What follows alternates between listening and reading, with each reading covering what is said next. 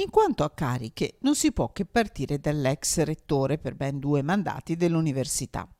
C'è anche Vincenzo Milanesi, direttore del Dipartimento di Filosofia, Sociologia, Pedagogia e Psicologia Applicata, tra i 57 docenti del BOC che stanno per andare in pensione. Con lui, in area umanistica, un professore molto amato dagli studenti, Adone Brandalise.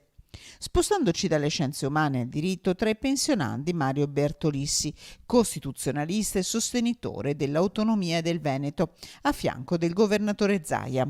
Da giurisprudenza a medicina lascia gli scranni di docente Giorgio Palù, notissimo virologo, già preside della Facoltà di Medicina e Chirurgia nel Comitato Scientifico dell'Istituto Superiore di Sanità.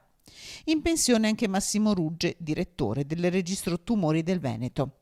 In pensione poi Giovanni Stellin, cardiochirurgo pediatrico. Nel 1985 era accanto a Vincenzo Gallucci nel primo trapianto di cuore in Italia. Nel 1988 partecipò al primo trapianto di cuore su un neonato.